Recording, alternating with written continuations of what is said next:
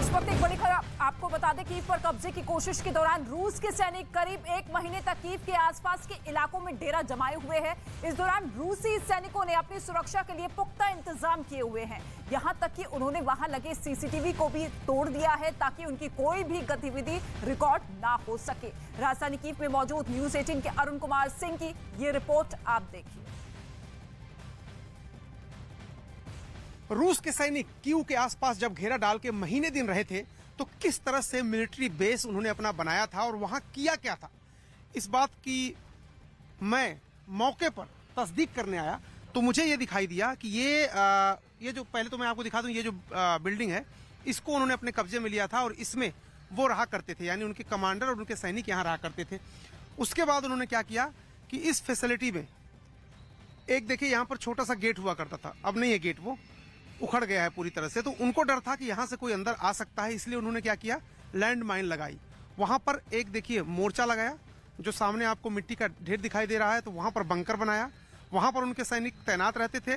बावजूद इसके उनको इस बात का डर था कि यूक्रेन के सैनिक या कोई रात में यहाँ से अंदर आ सकता है, तो वहां पर लैंड माइन लगाई और इन लैंड माइन को डिफ्यूज कर दिया गया है। एक लैंड माइन फट गई थी डिफ्यूज करते समय, हालांकि कोई घायल नहीं हुआ। यहाँ के स्थानीय लोग जो बता रहे हैं, ये देखिए ये नाली के किनारे किनारे यहाँ पर एक लैंडमाइन यहाँ पे लगाई गई थी। इस तरह की लैंडमाइन पीछे और इस पूरी फैसिलिटी के चारों तरफ लगाई गई थी, जो अब पूरी तरह से डिस्ट्रॉय कर दी गई है, पूरी तरह से निकाल दी गई है। अब यहाँ पर मजदूर काम कर रहे हैं, लेकिन यहाँ पर लैंडमाइंस थी। और इस पूरी फैसिलिटी में जब वो रह रहे थे, आते थे, जाते थे, यहाँ सोते थे, तो चारों तरफ चूंकि इसमें सीसीटीवी कैमरे लगे थे, तो उन्होंने पहला काम किया, सारे सीसीटीवी कैमरे तोड़ दिए। सीसीटीवी कैमरे ये देखिए तोड़ के 1 2 3 4 की संख्या में सीसीटीवी कैमरे यहाँ पर नीचे फेंके हुए हैं। और एक देखिए ऊपर जो सीसीटीवी कैमरा था उसको भी उन्होंने तोड़ दिया है, वो नीचे की तरफ लटका हुआ है, काम नहीं कर रहा है। और अंदर जब हमने देखा तो सीसीटीवी कैमरे की जो मॉनिटरिंग रूम था वो अंदर है, वो सब कुछ उन्होंने तहस नहस कर दिया है। तो एक तरह से अगर आप देखिए तो इस पूरे इलाके को जब वो मिलिट्री बेस बना करके यहाँ से ऑपरेशन को अंजाम दे रहे थे, तो उन्होंने हर वो पुख्ता इंतजाम किया ताकि उनकी कोई फोटो, उनकी कोई वीडियो, उनके कार्यकलापों का की कोई तस्वीर आम जनता या फिर यूक्रेन की सेना के हाथ न लग पाए, या फिर अंतर्राष्ट्रीय स्तर पे उसको न जाने दिया जाए। और ये देखिए जो शेलिंग उन्होंने की थी उसका नतीजा ये है, लैंडमाइन का नतीजा है। तो चारों तरफ यहाँ जहां कहीं भी आप देखेंगे, चूंकि यहाँ पर वो रहते थे तो उतनी ज्यादा तबाही नहीं है, लेकिन जब वो जा रहे थे तब उन्होंने इस पूरे इलाके को तहस नहस कर दिया था। तो यहाँ रह रही थी रूस की सेना लगभग 1 महीने तक।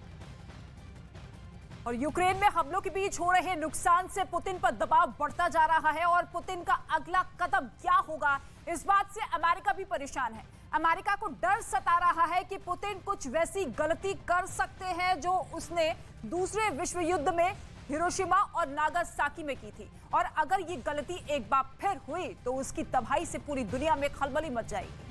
वैसे भी अब तक रूस के हमलों से हुई तबाही से ही यूक्रेन को उभरने में सालों लग जाएंगे।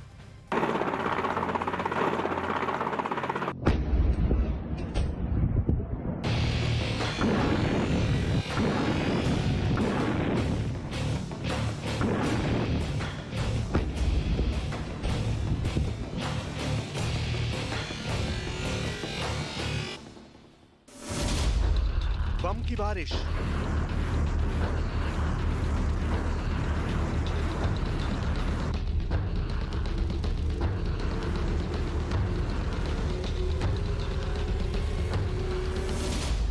मिसाइलों की मार,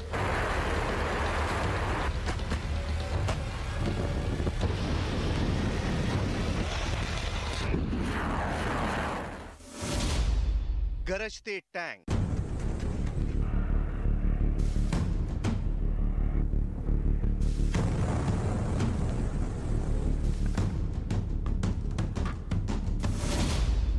एयर स्ट्राइक,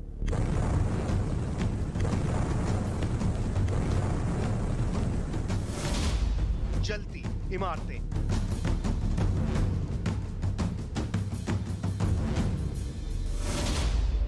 राख हुए शहर,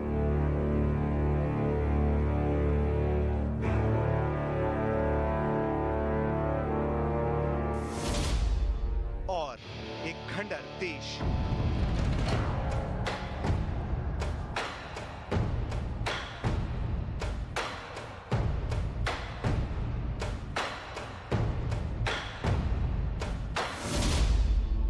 रूस के खिलाफ युद्ध में यूक्रेन का वो हाल हुआ, यूक्रेन ने सपने में भी ऐसी बर्बरता और बर्बादी की उम्मीद नहीं की होगी।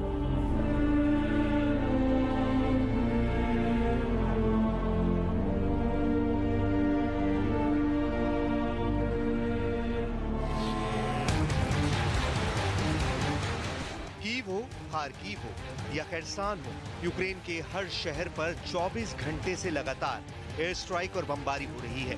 मिसाइल हमलों से देश दहल उठा है।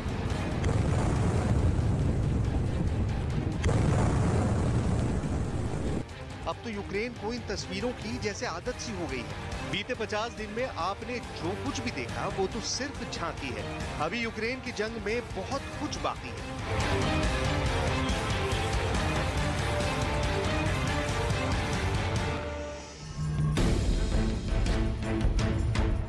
ऐसे में किसी को अगर ये लगता है कि रूस यूक्रेन पर रहम करने वाला है, तो ये समझना भयंकर भूल साबित होने वाली है, क्योंकि इतना सब कुछ होने के बावजूद रूस के राष्ट्रपति व्लादिमीर पुतिन का पारा हाई है।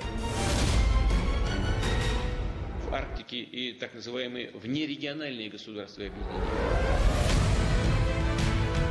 अपने करीबी अधिकारियों और अफसरों के साथ मीटिंग में कही पुतिन की इन बातों को गौर से सुनिए।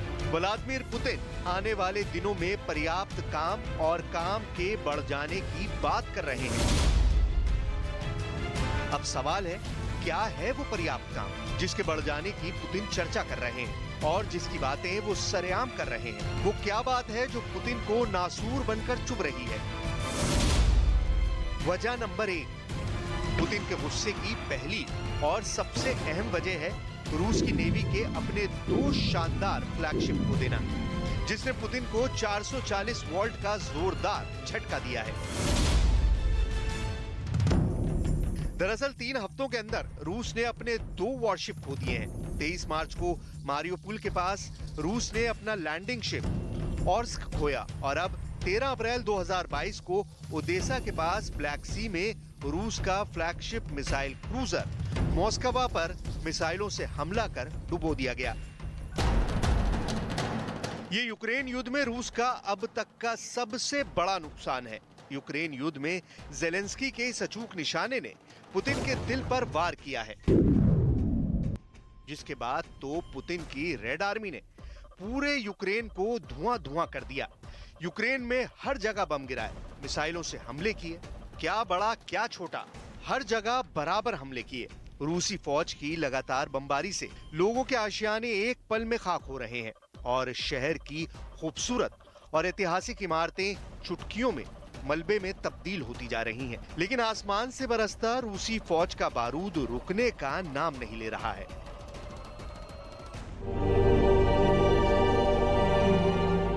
लोगों की चहल पहल से गुलजार रहने वाली मारियोपुल की सड़कों पर शहर की ही टूटी इमारतों का बिखरा मलबा, शहर छोड़कर अपनी जान बचाने के लिए भागते लोग और दहशत के सन्नाटे को तोड़ती मातम मनाते लोगों की सिसकियां ही सुनाई दे रही हैं। रूस की सेना ने कीव के बाहरी इलाकों में एक सेना का सामान बनाने वाली कंपनी को ध्वस्त करने का दावा किया है। रूस की तबाही से राजधानी कीव में इंटरनेट सर्विसेज बंद हो गई हैं, तो खार्किव शहर में हर तरफ आग ही आग नजर आ रही है। खार्किव शहर के फायर ब्रिगेड टीम को 24 घंटे में लगभग 30 बार आग बुझाने की कॉल आई है। इसके साथ ही रूस ने दावा किया है कि उसकी सेना ने यूक्रेन में 30 पोलैंड समर्थित आतंकियों को भी मार गिराया है। За ночь добровольно сложили оружие и сдались еще 134 украинских военнослужащих, в том числе 14 офицеров. Всего за сутки добровольно сдались в плен 1160 украинских военнослужащих 36-й бригады морской пехоты.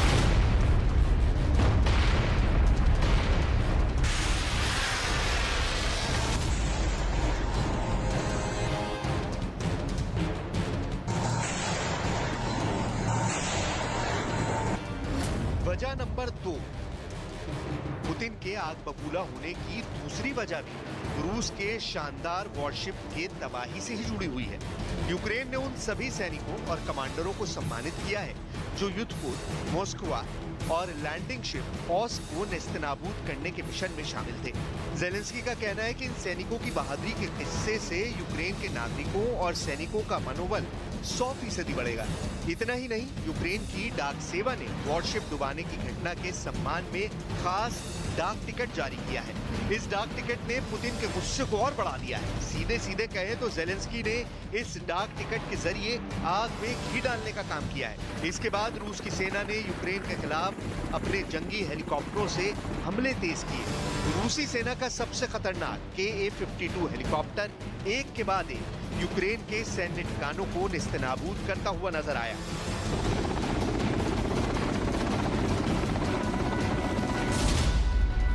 रूस ने इन हवाई हमलों में यूक्रेन की सेना के कई अहम ठिकानों को तबाह करने का दावा किया। В ходе операции по освобождению города Мариуполь за ночь добровольно сложили оружие и сдались еще 134 украинских военнослужащих, в том числе 14 офицеров. Всего за сутки добровольно сдались в плен 1160 украинских военнослужащих 36-й бригады морской пехоты. Среди них 176 офицеров. यूक्रेन पर रूस के हमले को 1.5 महीने से ज्यादा का वक्त हो गया है। पुतिन ने जैसा सोचा था वैसा कुछ भी नहीं हुआ। पुतिन ने सोचा था कि युद्ध की शुरुआत में ही जेलेंस्की घुटनों पर आ जाएंगे, यूक्रेन सरेंडर कर देगा, लेकिन जेलेंस्की लगातार टक्कर दे रहे हैं। उसके पीछे सबसे बड़ी वजह है विदेश से यूक्रेन को मिल रही हथियारों की मदद। न सिर्फ अमेरिका बल्कि कई अन्य देशों ने भी टैंकों और मिसाइलों के जरिए यूक्रेन की मदद की है। लेकिन सबसे बड़ा टर्निंग पॉइंट हुआ है जेवलिन मिसाइल का यूक्रेन को मिलना। यह मिसाइल अमेरिका दे रहा है, जो रूस की सेना में खौफ का कारण बनी हुई है। पलक झपकते ही ये मिसाइल रूस की सेना में खलबली मचा देते हैं और ये सबसे बड़ा टर्निंग पॉइंट यूक्रेन की सेना के लिए बन गया है।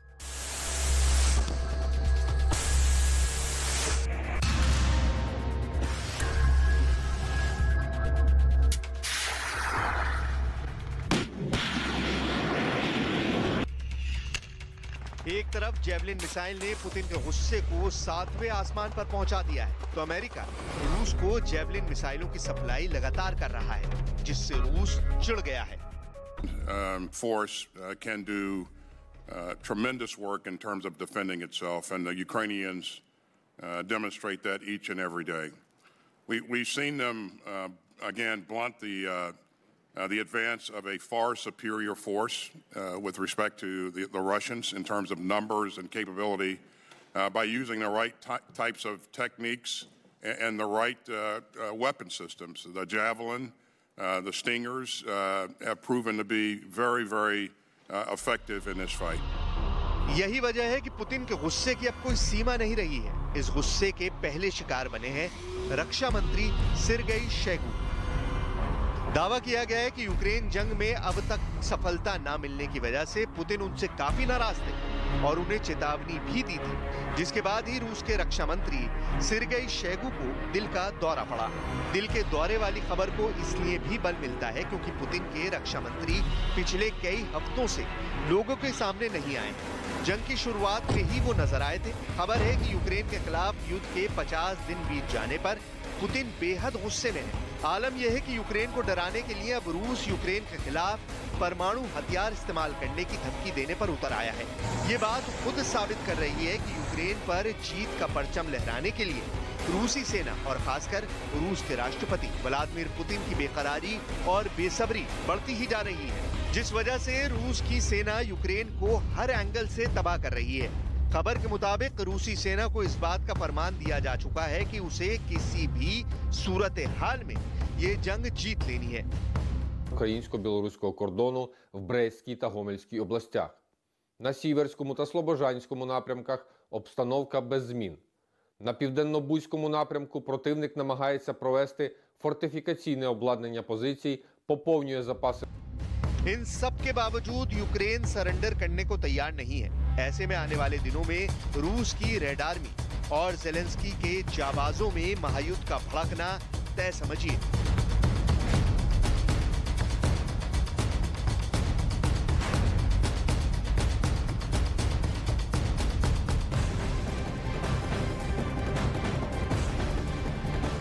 और इस वक्त एक और बड़ी खबर सामने आ रही है रूस यूक्रेन के बीच युद्ध इस साल के अंत तक चल सकता है। CNN के मुताबिक अमेरिकी विदेश मंत्री एंटनी ब्लिंकन ने यह कहा है कि अमेरिका का मानना है कि रूस यूक्रेन जंग 2022 के अंत तक चल सकता है।